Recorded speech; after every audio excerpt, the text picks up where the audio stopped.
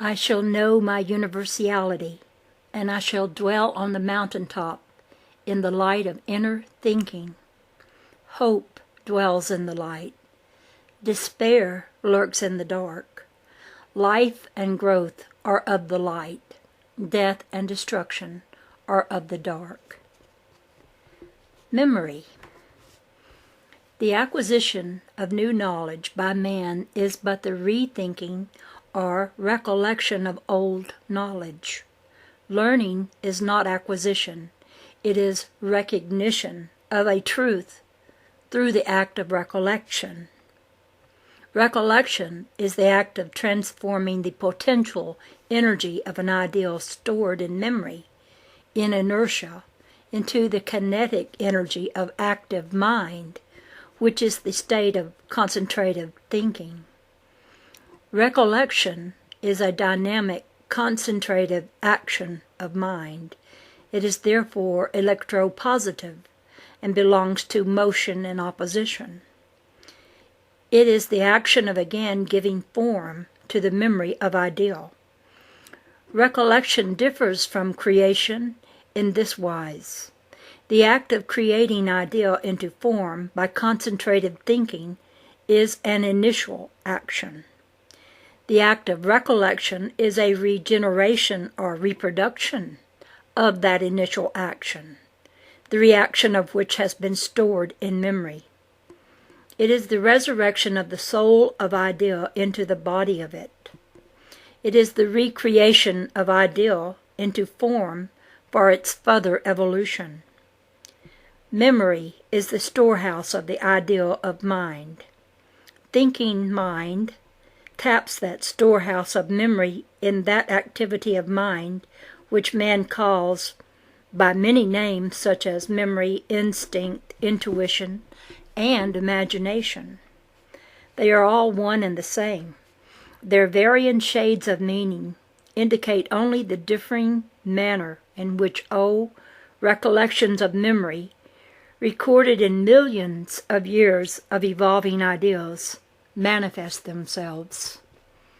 If man could but see that the thinking of all mind is the same, whether it be mind of God or mind of man or bird or beaver or oak or rose, he would have a truer concept of the universe. If he could see that there is but one mind, and that mind is thinking in the expression of but one ideal, then he would begin to comprehend the divine conception. If he could but see that the one ideal is the whole creating, evolving universe, the one great illusion of divine mind, as a passing fancy is an illusion of man's mind, he would be getting closer to the fundamental truth. Then, if he could but see that the illusion of the one ideal is but illusion in form, the substance of which is mind, he would not then look to illusions as dependable realities, and to the one reality as an undependable illusion. If he could go further in his comprehension and realize that God and man and the oak and the atom are just one, and that all these are thinking out the divine idea, then would he be close to the door of the Holy of Holies. Perhaps it might assist thinking man toward the attainment of this concept by comparing the thinking human brain as an appearance to the thinking mind of the universe as an appearance. To man, the appearance of the universe is that of countless objects at limited distances one from the other. He regards himself as one of those objects, an individual, alone, independent, free of any bindings, free to think and act and do as he desires. His very breathing he regards as his own breathing, and his actions are, to his thinking, his alone. Let us look within the thinking brain, and in doing so imagine one thinking individual male unit upon one planet of one atom of the brain, seeing his universe as man sees his. The appearance of the universe to this unit would be exactly the same to him as is man's universe to man. The object within his vision would be separated by relative distances. Vast spaces would intervene between him and the vast suns in his starry heavens. Their luminosity would, to him, be relatively the same, for the positive nucleus of every system is a light-giving sun. And also would their relative motion be the same, for 1 trillion revolutions per second of a light unit would be just as relatively slow to him as a day is to man. Periodicity of evolution is as relative as the appearances it records. Is it not then just as reasonable for this diminutive thinking unit of man to think himself one in a vast universe as for man to do so? Would it not be just as difficult for him to realize that he is just one apparent unit of the whole as it is for man to do so? And as it is with this diminutive unit in his universe within man's brain, so it is with man in his objective universe. One is thinking man's thinking, functioning in the evolution of the ideal of man, and he cannot do otherwise if he will. The other is thinking the universal ideal functioning in the evolution of the divine conception, and he cannot do otherwise if he will.